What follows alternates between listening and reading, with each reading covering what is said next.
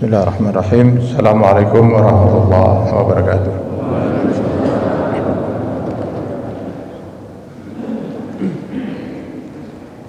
Bismillah, alhamdulillah, wassalatu wassalamu ala rasulillah wa ala alihi wa ashabihi wa mawalah. Raditu billahi rabba wa bil islami dina wa bi muhammadin nabiyya wa rasulah. Bapak-bapak dan ibu-ibu hadirin jamaah salat subuh rahimahullah. Pertama-tama terima kasih kepada pengurus DKM yang sudah memberikan kesempatan pada saya untuk bisa bersilaturahim dengan jamaah Masjid Al-Amin yang rasanya sudah cukup lama saya tidak ke masjid ini. Alhamdulillah masjidnya menjadi sangat megah.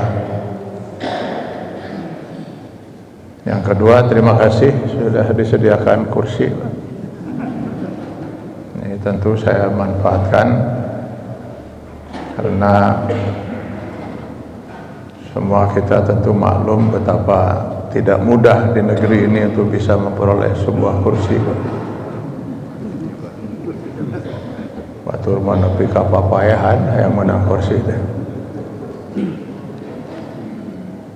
Konon saya pernah mendengar dari sumber yang sangat layak dipercaya ada sebuah kursi gubernur di negeri ini yang sangat dekat dengan provinsi kita. Itu untuk memperoleh kursi itu dia harus mengeluarkan sampai 5 miliar. Saya pagi ini tidak mengeluarkan uang sepeser pun menang kursi. Ya. Lengkap dengan mejanya. Itu meja atau mana? Mana kena itu meja lah. Alhamdulillah bari jeung teu aya caina. Mudah-mudahan.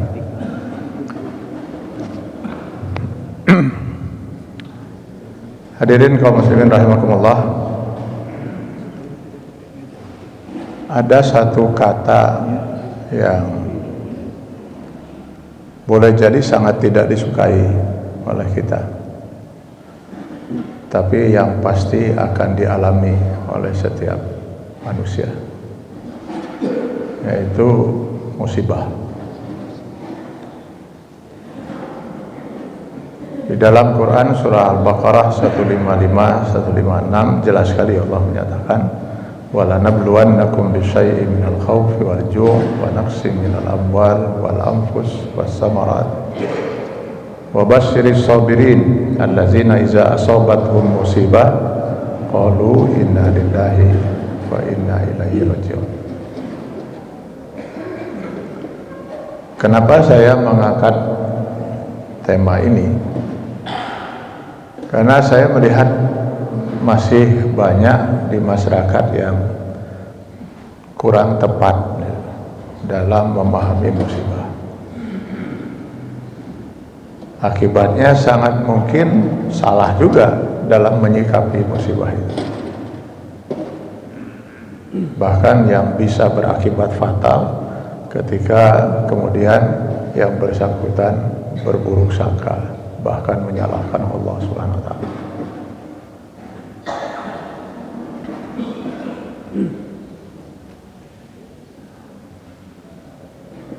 Kita tentu memahami dan meyakini bahwa manusia dalam pandangan Islam hanya terbagi ke dalam dua golongan, mukmin dan kafir. Karena memang hanya dua ini yang oleh Allah Subhanahu wa taala manusia diberi kebebasan untuk memilih salah satu di antaranya. Silahkan baca Quran surat Al-Kahfi 29. Wa qulil haqqu min rabbikum faman syaa'a falyu'min wa man syaa'a falyakfur.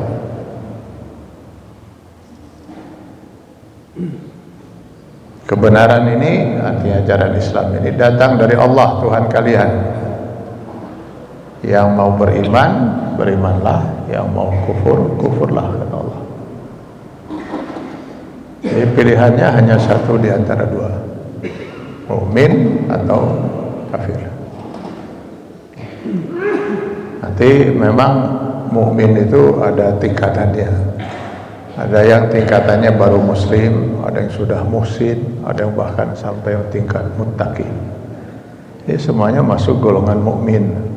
Kafir itu juga banyak macamnya. Ada yang mulhid, ateis, sama sekali nggak percaya Tuhan. Ada yang bahkan musyrik, menyekutukan Allah. Ada juga yang munafik, pura-pura beriman padahal hatinya kafir. Jadi semuanya masuk golongan kafir. Jadi manusia itu hanya dua, lamun teu mukmin, kafir. Lamun teu kafir, mukmin. Selama puluhan tahun saya mendalami Islam, belum pernah saya diberi kesan oleh Islam istilah rada mukmin. Alhamdulillahnya saya tak rada mukmin. Atau misalnya lebarnya saya tak konon rada kafir seetik.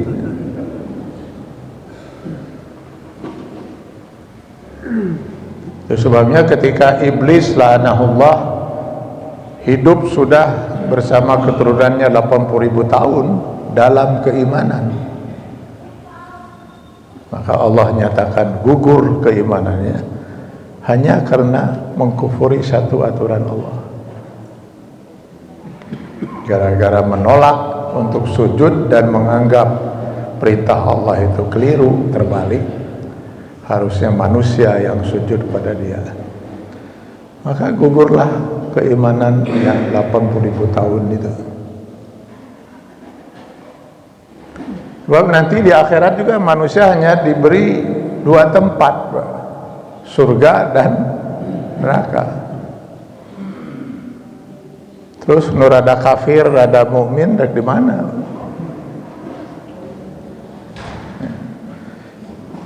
Surga tempat kekalnya orang-orang yang beriman, neraka tempat kekalnya orang-orang yang kafir.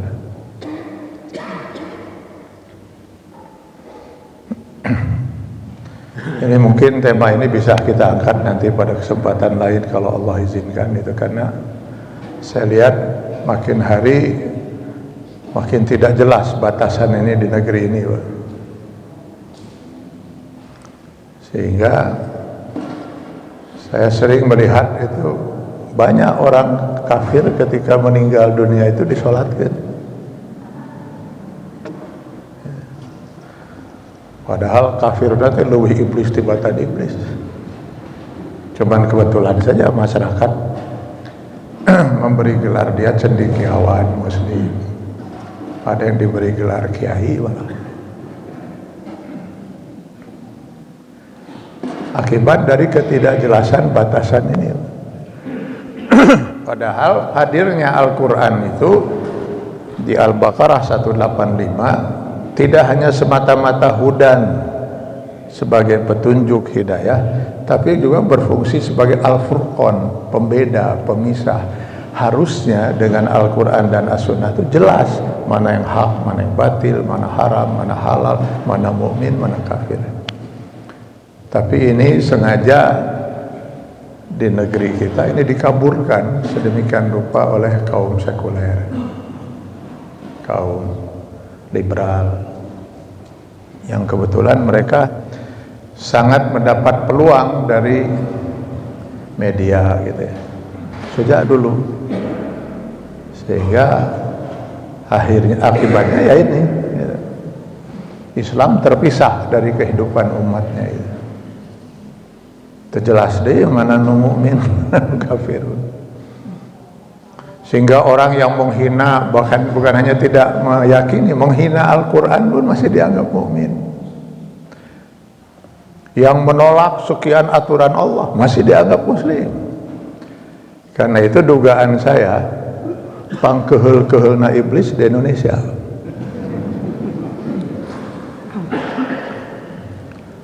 Merencek iblis teh cenah ari saya beriman 80.000 tahun hanya karena menolak satu aturan Allah langsung dilaknat oleh Allah, dinyatakan gugur keimanan dan dihukumkan kekal di neraka. Ari si eta berapa aturan Allah yang ditolak? Malah disebut cendekiawan muslim, malah disebut kiai, maut disolatkan, kehel cek iblis gitu kan. Oh, alhamdulillah gening datang saya. Terima kasih Pak. Sebenarnya air minum ini bagi saya ya bisi haus, dan yang kedua ini menjadi ukuran lamanya ceramah Pak. Lamun disadiakeun sagelas berarti sajam, 2 gelas 2 jam.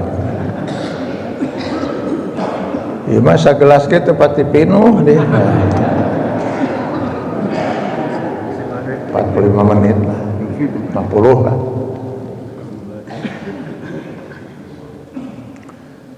Biarkan saja itu mungkin jadi tema kita suatu saat Pak.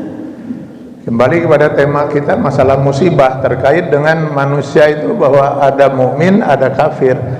Maka kalau musibah itu menimpa kehidupan orang kafir di dunia, kita bicara di dunia ini,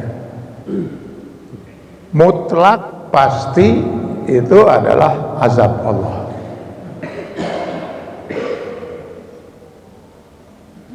Dasarnya bisa kita lihat di dalam Quran surat As-Sajdah ayat 13. Wala nuzikannahum minal azabil adna dunal azabil akbar. Sungguh kata Allah, pasti kami akan azab orang-orang kafir itu di dunia sebelum azab yang teramat dahsyat nanti di akhirat. Orang kafir itu kehidupan mereka pasti dalam azab Allah. Nah, hanya orang kafir itu serenang, nya katingalina senang Pak.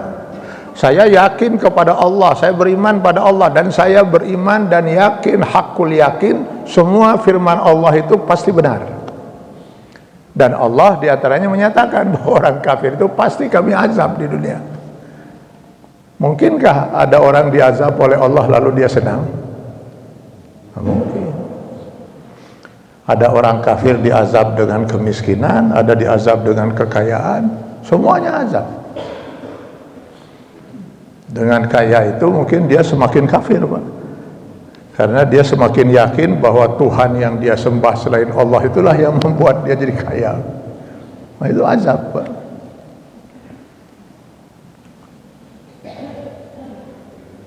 Yang tersiksa dan tidak itu kan batin kan Pak. Batin itu kan nggak mungkin kita bisa melihatnya. Hanya Allah yang ya'lamu ma fil qulub. Hanya Allah yang maha tahu hati manusia. Makanya kita pun sering kecelek kan. Si bapak alhamdulillah kelihatan manis senang pisan.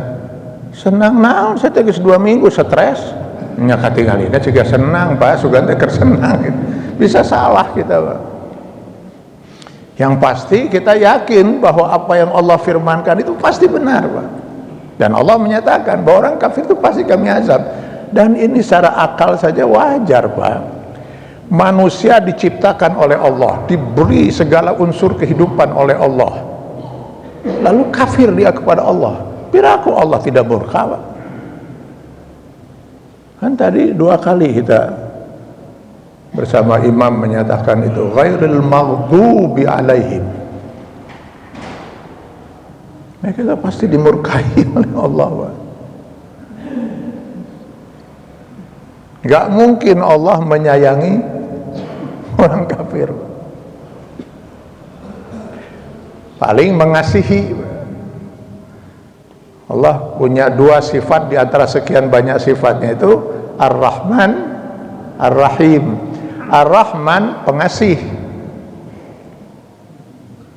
Kenapa dia pengasih kepada setiap makhluknya? Karena dia adalah Rabbul Alamin. Alhamdulillahi Rabbil Alamin Ar-Rahmanir Rahim. Walaupun dia berasal dari akar kata yang sama, rahima, tapi Ar-Rahman jauh pengertiannya dibanding Ar-Rahim. Pengasih beda dengan penyayang, Pak. Saya tanya sekarang ibu-ibu, ibu ikhlas gak, Bu, kalau suami ibu pengasih pada setiap wanita? Ibu mengadon seri ditaruh deh. Bu, tolong dijawab, Bu. Ibu ikhlas tidak kalau suami ibu pengasih pada setiap wanita? Ya? Tidak?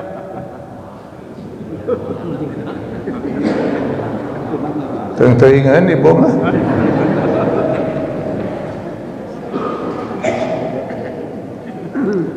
Saya ikhlas betul kalau istri saya itu pengasih pada setiap pria.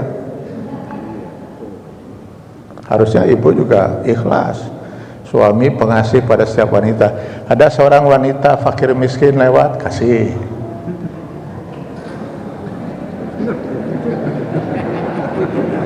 Gini, jadi ibu ikhlas, Bu? Oh, ini nama ikhlasnya.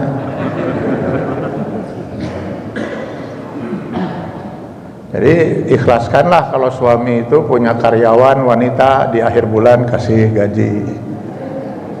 Ikhlas, itu pengasih. Tapi suami ibu hanya penyayang kepada ibu seorang. Meren. Ya harapannya gitu, ibu gak rela kalau penyayang juga kepada wanita lain. Kalau pengasih ya biarkan. Maka Allah pengasih kepada makhluk, ya bukan hanya manusia, semua makhluk ciptaannya Allah kasih. Kasih hak mereka. Siapa yang mau berusaha dia akan dapatkan hasil dari usahanya. Mau kafir, mau mukmin, mau soleh, mau ahli maksiat, pengasih. Binatang semua dikasih oleh Allah. Tapi Allah hanya penyayang kepada hamba-hambanya yang beriman. Beda pengasihnya.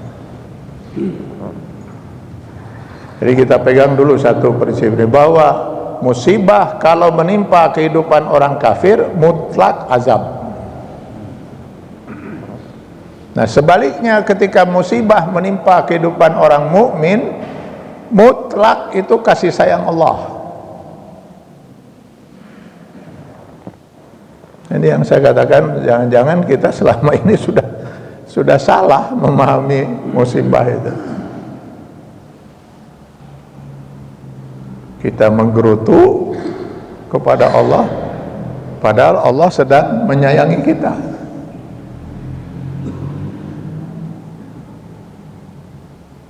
Di dalam sebuah hadis Rasulullah SAW sampai menyatakan, iza ahabballahu qauman ibtalahum. Jika Allah sudah mulai mencintai sebuah kaum, satu kaum atau seseorang karena dia beriman, dia beramal soleh, maka niscaya Allah segera menurunkan bala, ujian, musibah.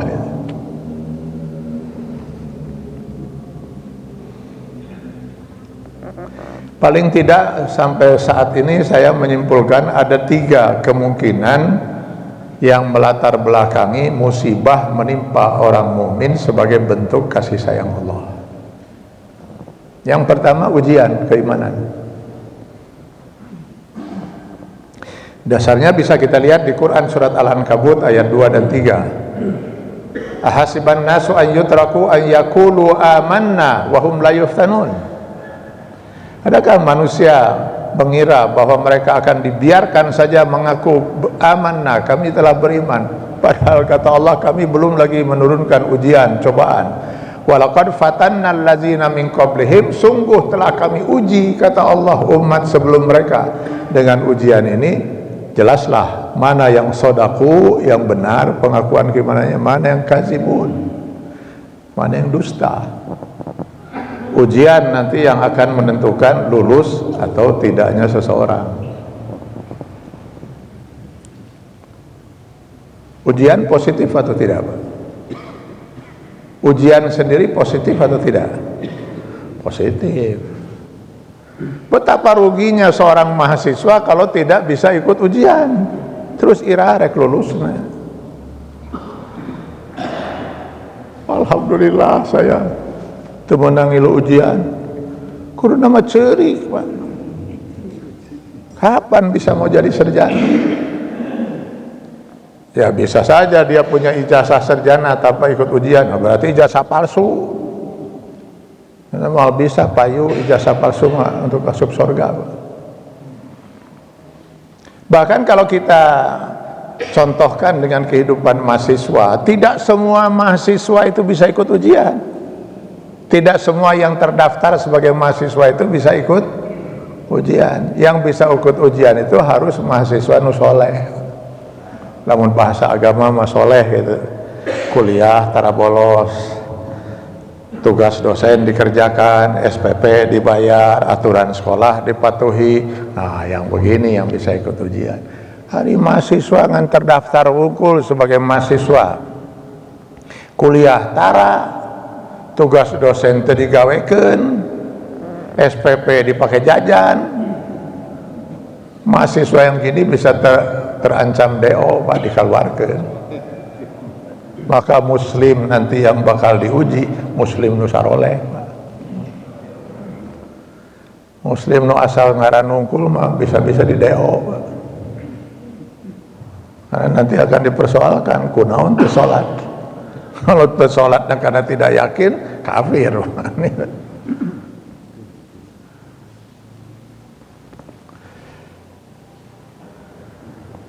Nah, ujian itu adalah positif. Kalau musibah dalam pengertian ujian, setiap detik kita menghadapi ujian hidup. Bagi kita sebagai seorang mukmin, hidup ini adalah ujian per detik, Pak. Karena yang nanti bakal dimintai pertanggungjawaban oleh Allah di akhirat bukan hanya bagian dari kehidupan kita, seluruh kehidupan kita per detik. Jadi jangan pernah merasa kalau sudah rajin sholat, rajin saum, geus haji, surga udah di tangan. Cantang tuh. Silakan baca Quran, hadis riwayat Ahmad bin Hanbal dalam musnadnya. Ja'a rajulun ila Rasulillah. Suatu ketika datang seorang laki-laki menemui Rasulullah sallallahu alaihi wasallam. Lalu dia mengadukan tentang seorang wanita. Inna fulanah tuzkaru min kasrati solatiha wa sadaqatiha wa siyamiha. Ada seorang wanita Rasulullah SAW di masyarakat kita ini terkenal banyak solatnya, banyak sedekahnya, banyak saumnya. Maksudnya banyak ini di samping solat, saum, zakat yang wajib, dia rajin betul melakukan solat-solat sunnah, saum sunnah, dan bersedekah. Mau dicari tandingannya di masyarakat ini nggak akan ketemu Rasulullah, wanita sehebat dia. Begitu luar biasa terkenalnya wanita ini dengan kehebatan ibadahnya, sampai-sampai Aisyah radhiyallahu anha sempat menduga, kalau boleh saya menduga wanita ini mesti ahli surga. Terkejutlah Aisyah dan laki-laki yang bertanya kepada Rasul itu ketika Rasul mengatakan, sayang, innaha finnar, wanita ini kelak di akhirat nanti tempatnya adalah neraka jahanam.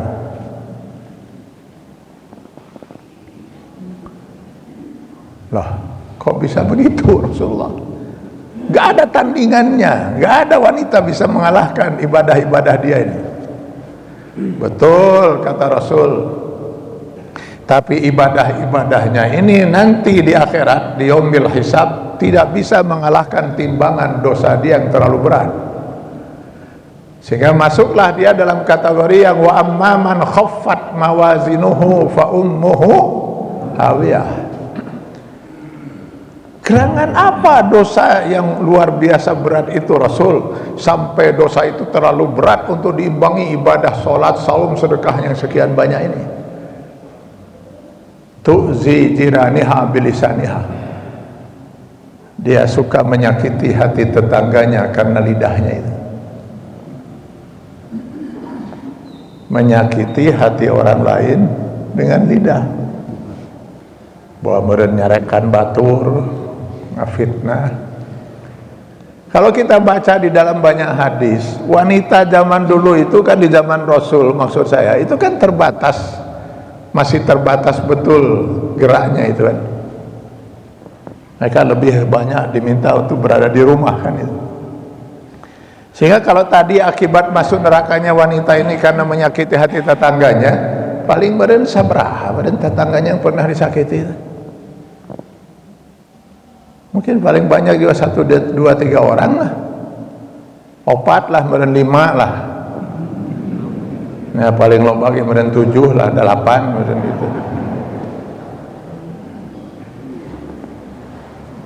Nah, kalau menzalimi tetangga misalnya 7 orang saja dengan lidah itu bisa mengantarkan seorang untuk masuk neraka jahanam, bagaimana dengan orang yang menzalimi sekian juta rakyat? Terus rek arasub sorga tipatun mana, Pak? Sayang betul ya, nilai Islam itu sudah hilang dari kehidupan kita, Pak. Sehingga yang ada itu penting mah orang teh salat, komo geus haji mah rasana teh surga geus dileungeun. Padahal yang mau dihisab nanti oleh Allah per detik hidup kita, Pak. Faman ya'mal misqala dzarratin khairan yarah, wa man ya'mal misqala dzarratin syarran yarah.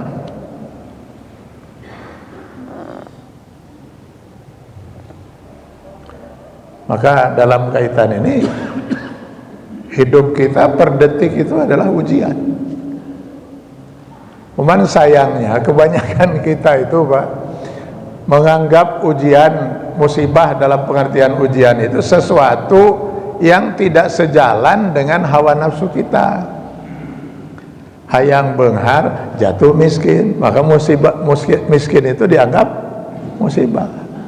Lalu orang berdatangan ngahibur, sing sabar, ini ujian dari Allah, mohon cenah hatur nuhun tos demutan. Orang ingin sehat jatuh sakit, maka banyak orang besuk, sing sabar, ini ujian dari Allah.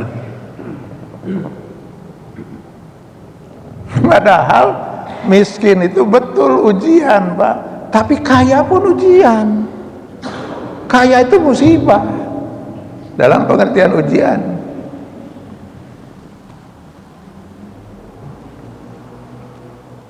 Bahkan untuk sebagian orang, berat mana Pak ujian miskin dan ujian kaya? Sok, berat mana?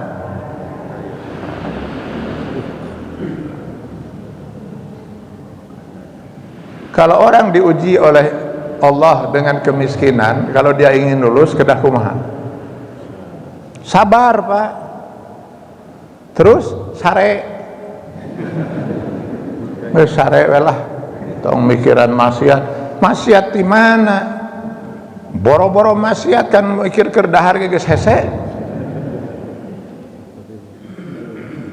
Sabar, sare, lulus insyaallah. Sebenarnya yang jauh lebih berat itu ujian orang kaya. Dengan kekayaan yang dia miliki, maksiat apa yang tidak bisa dia beli, Pak? Semua jenis maksiat di dunia ini bisa dibeli oleh harta, Pak. Istilahnya mah tinggal angkat telepon, sok kayak naon. Berat ujian orang kaya.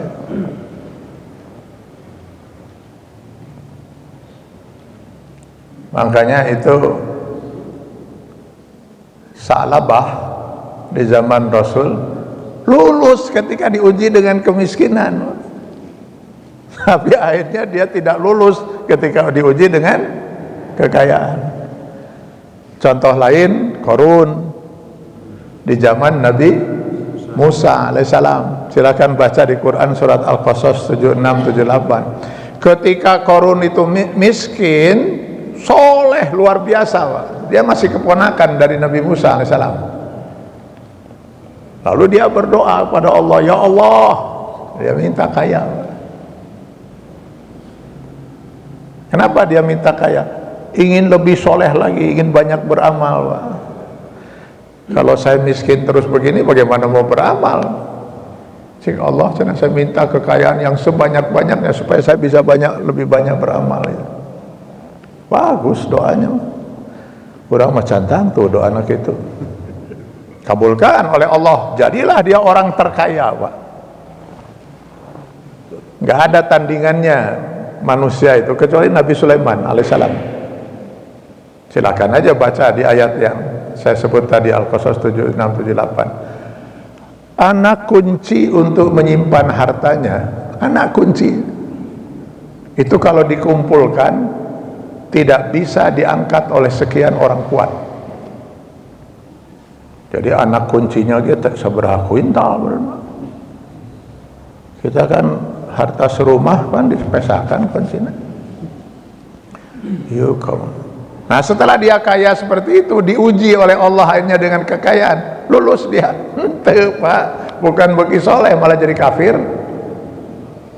Dengan sombongnya dia mengatakan kepada masyarakat, kekayaan ini tidak ada urusan sama sekali dengan Tuhan. Ini adalah perjuangan saya. Allah pun kemudian murka, gitu kan. Dibelahlah bumi, dimasukkan Qarun dengan seluruh hartanya ke perut bumi, Pak. Sehingga tidak ada satupun orang yang menemukan jenazahnya, tidak ada seorang pun yang mewarisi hartanya. Mungkin ini salah satu alasannya kenapa kalau ada orang menggali tanah lalu ditemukan harta, lalu disebut harta Qarun. Jadi dianggap semua harta yang di perut bumi ini dulu milik si Qarun. Padahal Qarun cari tanah di mana? Di daerah Palestina sana, Pak. Daerah Yordan. Dia ngagali di batu tulis. Ngagali di batu tulis dengan harta Qarun. Ayo ngan menang jangkrik tilu. Tungtuna digali eta dana umat itu. Dana umat digali. Asup penjara dulu menteri agama yang dulu. Mau gali-gali eta harta Qarun di batu tulis. Jadi hidup kita ini adalah ujian. Sakit ujian, sehat ujian. So sekarang saya tanya, berat mana ujian sakit dan ujian sehat? Ya dua-duanya lagi berat memang itu. Tapi kalau dibanding-banding cigana lebih berat ujian sehat, Pak. Orang sakit itu kalau mau lulus menghadapi ujiannya harus gimana? Cigana miskin tadi, Pak. Sabar, terus sare. Lapar setik tinggal calangap aya nu nyuapan di rumah sakit. Yang berat itu ujian orang sehat. Dengan dia sehat dia bisa ajeleng-ajelengan kemana-mana, berbuat maksiat apa saja bisa dilakukan oleh orang sehat. No gering mah boro-boro mikir maksiat, Pak. Berat mana ujian orang punya jabatan dengan orang tidak punya jabatan? Kalau ada seorang karyawan tidak punya jabatan apa-apa, kerja 20 tahun tidak pernah korupsi, oh itu bukan indikasi kesolehan, Pak. Ya, saya tak soleh pisahnya gawe 20 tahun jangan pernah main sama korupsi. Ya naon orang dikorupsi main sama tukang sapu atuh. Orang korupsi sapu.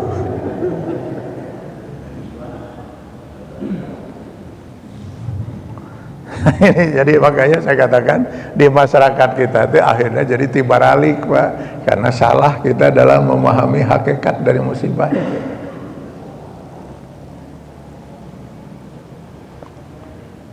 Belum pernah saya mendengar itu ada orang sukses usahana benghar lalu datang orang berdatangan masyarakat mengucapkan ikut berduka cita, sing sabar, ini ujian luar biasa dari Allah. Nggak ada, Pak, selamat gitu. Padahal mungkin kesuksesan usahanya itu yang akan mengantarkan dia masuk neraka jahanam. Atau saya belum pernah mendengar gitu datang orang bertamu, gimana kabarnya? Sehat, alhamdulillah, sehat pisan abdi. Aduh ya Allah, ngiring ya, sing sabar, ini ujian berat sekali dari Allah, belum pernah Pak. Yang sering kali kita saksikan itu kalau ada orang misalnya terpilih jadi wali kota, misalnya jadi gubernur, jadi menteri, jadi presiden, berdatanganlah itu ya, karangan bunga selamat suka segala macam, datang selamat, dia ngiring bingah gitu. Padahal jangan-jangan mungkin jabatan inilah yang akan mengantarkan dia untuk masuk ke dalam neraka jahanam. Sittatun yadkhulunan nar qoblal hisab bisittatin. Ada 6 kelompok manusia dari umatku, kata Rasulullah, dari umatku, berarti umat Islam, yang akan masuk neraka jahanam tanpa hisab. Jadi mau dihitung, padahal dia muslim, mungkin dia pernah sholat, pernah umroh, pernah haji, pernah saum dan sebagainya. Mau dihitung cek Allah, tong dihitung, tong dihisab, asupkan langsung ke neraka. Kenapa? Percuma dihitung. Dan tidak akan mungkin dosa dia bisa terkalahkan oleh ibadah-ibadah itu. Dari 6 kelompok itu yang paling pertama disebut oleh Rasul al-umara bil jur, para pemimpin karena kezalimannya.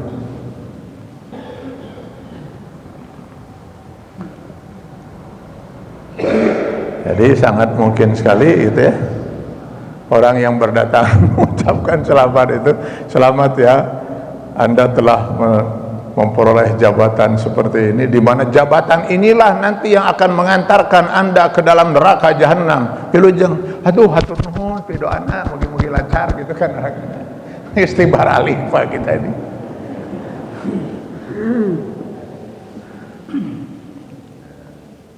Akibat dari itu tadi kita memahaminya, selalu musibah itu sesuatu yang bertolak belakang dengan kecenderungan hawa nafsu.